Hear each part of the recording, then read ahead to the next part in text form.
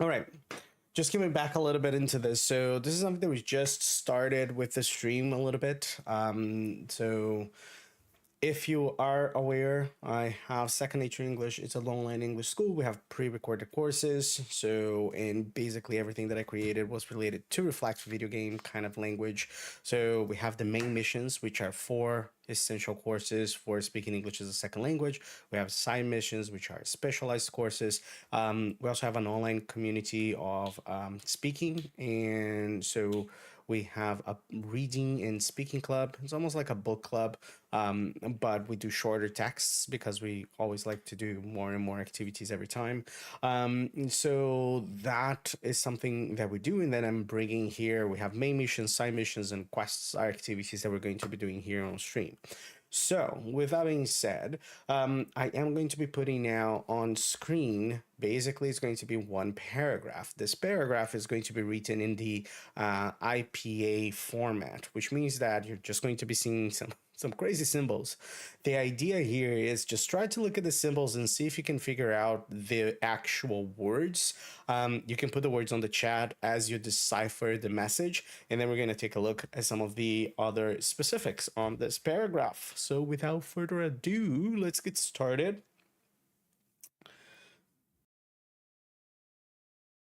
All right. This is the first slide that we have. So when we look at this, the first thing that we need to consider is that there are two alphabets, let's say like that for the English language. We have the alphabet that we actually use to write spelling and stuff like that, and we also have the alphabet that we use for speaking, which is the International Phonetics alphabet.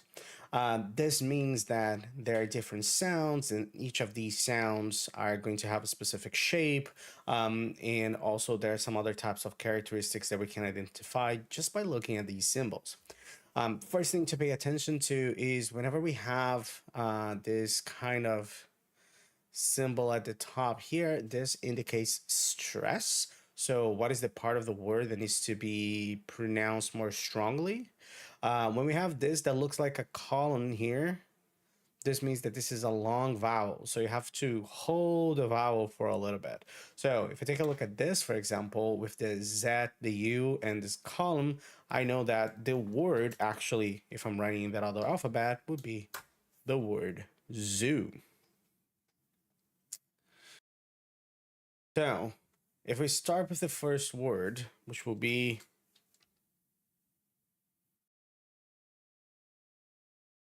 building a zoo. So those are the first ones that we have. Let's give you a little bit of time. I'm gonna put a little bit of a song here, 2-3 minutes. And then once the song is over, we are going to take a look at the answers. So let's see if we can decipher this message. And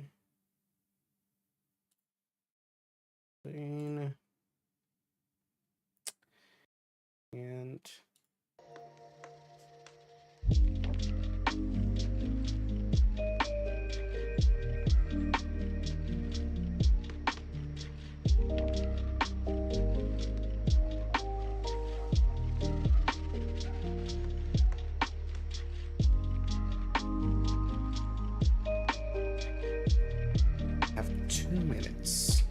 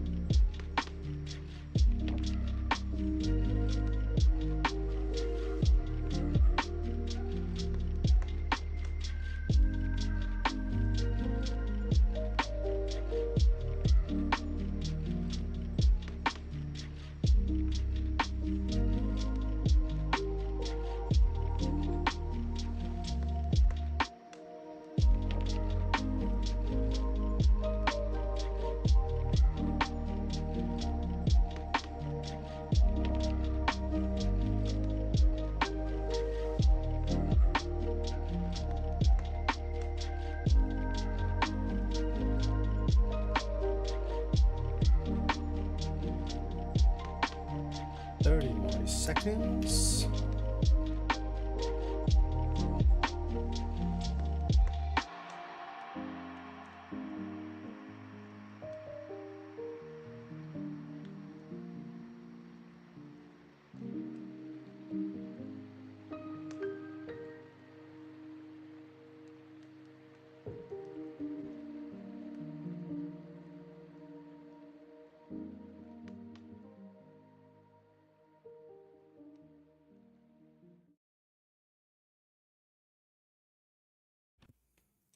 Yeah, there we go. Let's see if we are able. So we can take a look and see if we can identify some of the individual words that we have in each one of these sentences. For instance, that we have here as animals. In this case here that we have guests. And we have some other words maybe that you have identified. Now let's take a look and what are the actual words for this paragraph. And there we have it. So this is building a swimming planet involves a series of interactive proceed vests around creating. Ah, nice. That's a very strong beginning there. Should have probably giving everyone more time for it and be able to finish. I think doing very well with that one. So what we would have with that building a zoo in Planet Zoo involves a series of interconnected processes that revolve around creating a harmonious environment for animals, guests, and staff alike. It starts with selecting an appropriate location that offers a balance of terrain, climate, and available space, considering the diverse needs of different species. So that would be the full of that paragraph here that we have the symbols. So I am going to cut this part of the lesson of the stream and making just an individual video. So you can watch anytime and take a look at this again. Now, once we're done with the sounds part and the identification of sounds, and very good job, Mr. Alligator, excellent. So things here that we can take a look and analyze a little bit from that. The first thing is the idea of synonyms. So words that can have similar meanings and words that we know similar meanings to. So as in creating and building can be used as synonyms in some types of situations. In this case, in the action of constructing something, that's the meaning that we're using the verb creating, because we can use the verb creating different contexts too. In terms and antonyms, so words that have opposite meanings to each other, and we think about the word harmonious, we can think about the word disruptive as the antonym, as the opposite meaning for that.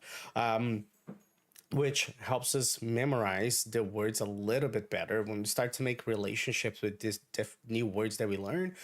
Is a lot better for us to be able to make connections with words and to build vocabulary. So it's good for us to think about synonyms and antonyms. And then we do have some collocations here that are very specific to zoo management. So we can think about the fact that these expressions and the way that they are being used, is that you are able to use these combinations in any situation that you're going to do, and you are going to be making connections between words that make sense for this type of location. So here we have a few collocations that we can put that are related to management and zoos. So to build a zoo, to select an appropriate location. So the verb select, for example, right? Imagine that we have choose an appropriate location. Select and choose. Select and choose, they're both synonyms. We could potentially think about that, but when we're looking at this very, very specific scenario of Zoom management, that they use a lot more the verb select than necessarily choose. Choose can be a lot more related to having two pieces of something and having to make a choice between that, whereas in select you don't necessarily have that vision of having two options to choose from. It's just like a big open field and you have to select the location. So here, select an appropriate location as the collocation for Zoom management. Available space, diverse needs, and also creating a harmonious environment. Harmonious is a word that is not necessarily something that we use very often, so it's very good for us to actually have some ideas with that. So within that paragraph, we have some very good examples of some synonyms and collocations that are related to zoos. And this is how we analyze the part of the words of this paragraph.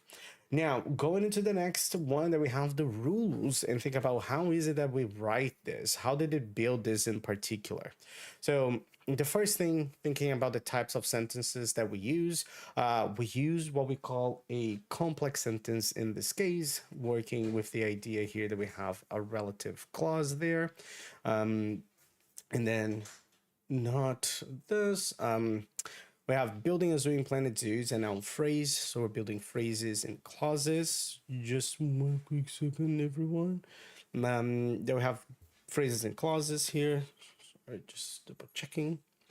And then we also have the relative clause using the relative pronoun that to make that connection. In terms of verb tenses, when we're talking about zoos and how things work, we are usually going to use present simple tenses, and that's pretty much what we use in this paragraph. And then finally, on tips for communication, this paragraph is very much written in an explanatory fashion, very formal language, extremely clear, relevant, and appropriate for what we're trying to do. And so the language maintains a formal tone suitable for instructional writing, making it accessible to a general audience interested in zoo management within the context of the game. So once again, this is just a little bit of a vocabulary that we have, and we can go back into our paragraph. Building a zoo in Planet Zoo involves, so this is the verb in the present simple, a series of interconnected processes that revolve around creating a harmonious environment for animals, guests, and staff alike. It starts, so once again, present simple. So you see that at the same time that we're using a very common verb tense, which will be present simple in this case, this paragraph can bring quite good complexity and good level of fluency and proficiency because of this specific vocabulary that it uses and the accuracy level and basically how we have longer phrases. So if you take a look at building a zoo in Planet Zoo involves, this is basically the subject and the verb. So building a zoo in Planet Zoo, that's just one phrase. That's one unit of information that is made of many words. So it really shows good dominance of phrase construction. So it may look quite simplistic from the perspective of paragraph, but it's actually a very, very good kind of complex type of paragraph too. So we're going to be doing more of these and bringing some more quick lessons to our stream as we continue and as we go by to other ones. So don't forget that every time that we're going to have here the stream, I'm going to try to include these classes. You'll be able to rewatch this because I'll make them available. But once again, we have here, and today we checked our request and checking how to build a habitat in Planet Zoo. We took a look at the phonetic symbols for all of them. We took a look at what the phonetic symbols represented in terms of words, how we had different types, how we could analyze synonyms, antonyms, and collocations that are related to zoos. A complex sentence that is using relative clauses for to be built, and also phrases that have noun phrases that have quite a good number of words, which shows good level of dominance in the English language. Even if we use just present simple into the verb tenses. And finally, that this paragraph, even though it looks simplistic because of the verb tense, it shows very good level of dominance because of the specificity of the vocabulary, which brings us to the end of our paragraph. So once again, another thing that you can do if you like, and if you're watching this now on stream, you can do it with me.